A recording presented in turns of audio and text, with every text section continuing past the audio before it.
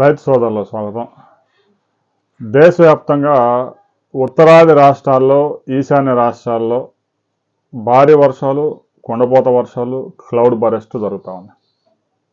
జమ్మూ కాశ్మీర్ని వరదలు ముంచెత్తాయి. తాజాగా గుజరాత్లో 36 గంటల్లోనే 120 సెంటీమీటర్ల వర్షపాతం నమోదై చాలా ప్రాంతాలు మునిగాయి. 40,000 మందిని ఖాళీ చేయించారు. ఇక ఈశాన్య రాష్ట్రాల్లో 2 నెలలుగా వరదలు ముంచెత్తుతా ఉన్నాయి. 60 మంది పైగా ప్రాణాలు కోల్పోయారు. బ్రహ్మపుత్ర పొంగి ప్రవహిస్తూ అస్సాంను ముంచెత్తింది. ఇక హిమాచల్ ప్రదేశ్లో, ఉత్తరాఖండ్లో, ఉత్తరప్రదేశ్లో, ఢిల్లీలో ఇదే పరిస్థితి. అంటే ఉత్తరాది రాష్ట్రాల్లో ఎల్నినో ప్రభావం ఉన్న వర్షాలు మాత్రం కుండపోత వర్షాలు నమోదవుతున్నాయి. ఇక దక్షిణాది రాష్ట్రాల్లో కర్ణాటకలో, తెలంగాణలో, ఆంధ్రప్రదేశ్లో, తమిళనాడులో, కేరళలో ఇప్పటి వరకు సరైన వర్షపాతాలు నమోదు కాలేదు.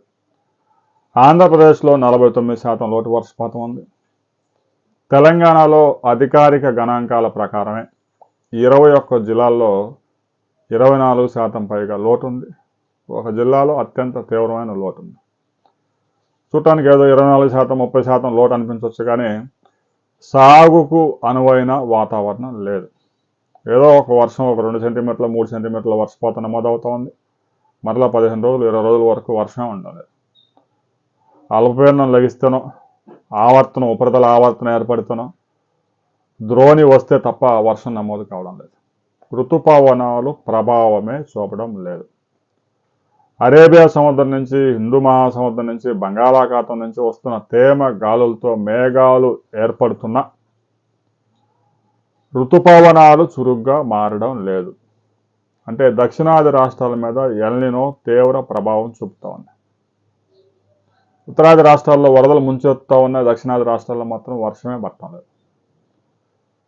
ఒక మహారాష్ట్రలో పరిస్థితులు మనం గమనించినట్లయితే వెస్టర్న్ ఘాట్స్లో విపరీతమైన వర్షాలు 2-3 జిల్లాల్లో నమోదయ్యాయి. చాలా ప్రాంతాల్లో తీవ్రమైన కరువు పరిస్థితి ఉంది. మహారాష్ట్రలో కూడా ఇలా వేరియేషన్స్ ఉన్నాయి. పడ్డ దగ్గర కుండపోత, కుంభవృష్టి, లేదంటే వర్షమే పట్టడం లేదు. ఆ వర్షం పడని జాబితాలో తెలంగాణ, ఆంధ్రప్రదేశ్ ఉంది. జూన్, జూలై 2 నెలలు మనం గమనించినట్లయితే మరో 4-5 రోజుల్లో జూలైకి సంబంధించి పూర్తి రిపోర్టు కూడా వస్తుంది. ఒక జూలైలోనే 27.9 సెంటీమీటర్ల వర్షపాతం నమోదు కావాల్సి ఉండగా తెలంగాణలో చాలా ప్రాంతాల్లో 10 నుంచి 18 సెంటీమీటర్ల వర్షపాతం మాత్రమే నమోదైంది. అది కూడా కొన్ని ప్రాంతాల్లో మాత్రమే. ఇప్పటికే 80% భూముల్లో పంటలు వేయాల్సి ఉండగా కేవలం 50% కూడా మించలేదు. 2 తెలుగు రాష్ట్రాలు కూడా వరి సాగు చేయవద్దని స్పష్టంగా చెప్పేశారు. చాలా ఎక్కువ నీరు అవసరమయ్యే పంటల్లో వరి సాగు, చెరకు సాగు, పసుపు సాగు ఇవి ముందుంటాయి.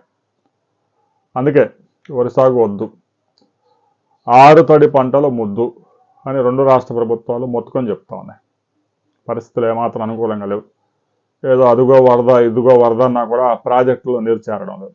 ఒకవేళ వచ్చినా కూడా తాగునీటి అవసరాలను తీరాలి. అప్పుడు ఆరుతడి పంటలకి అంటే ఒక 3 తళ్ళు, 4 తళ్ళు వచ్చేదే అతి కష్టం మీద. అది కూడా గ్యారెంటీ లేదు. ఆగస్టు చివరి దాకా, 3వ వారం అయిపోయిన దాకా చూస్తే కనుక క్లారిటీ వస్తుంది. దక్షిణాది రాష్ట్రాల్లో బంగాళాఖాతంలో తుఫాను లభిస్తే తప్ప, అల్పపీడనం వస్తే తప్ప, ఉపరితల ఆవర్తనం ఉంటే తప్ప, ద్రోణి ఉంటే తప్ప ఋతుపవనాలు చురుగ్గా మారడం లేదు. ప్రస్తుతానికి ఋతుపవనాలు మరలా గాయం. గడిచిన వారం రోజులుగా వర్షాలు ఊరిస్తూ ఉన్నాయి. అదిగో వర్షం, ఇదిగో వర్షం అని భారత వాతావరణ శాఖ రిపోర్ట్ అయితే ఇస్తూ ఉంది, కానీ పట్టలు తడిసే వర్షం అంటే 1 సెంటీమీటర్, 2 సెంటీమీటర్లు వర్షం పడతా ఉంది. అది కూడా కొన్ని ప్రాంతాల్లో. వాటి వల్ల పెద్దగా ప్రయోజనం ఉండదు. చాలామంది రైతులు కామెంట్ చేశారు. తెలంగాణ నుంచి, ఆంధ్రప్రదేశ్ నుంచి దాదాపు 100 మంది రైతులు పైగా కామెంట్లు చేశారు. మాకు వర్షం లేదు, మాకు వర్షం లేదని. ఎక్కడో 1-2 రైతులు మాత్రం మాకు వర్షం పడింది గడిచిన 24 గంటలని కొద్ది మంది రైతులు మాత్రమే కామెంట్ చేశారు.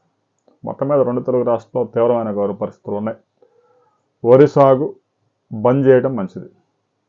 ఇక డెల్టాలో అంటే తప్పదు. కృష్ణా డెల్టాలో, గోదావరి డెల్టాలో ఖరీఫ్లో వరి సాగు తప్ప రెండో పంటకు అవకాశం లేదు. మిగతా ప్రాంతాల్లో బోర్ల కింద, కాలువల కింద, చెరువుల కింద వరి సాగు చేస్తే నష్టపోయే ప్రమాదం ఉంది.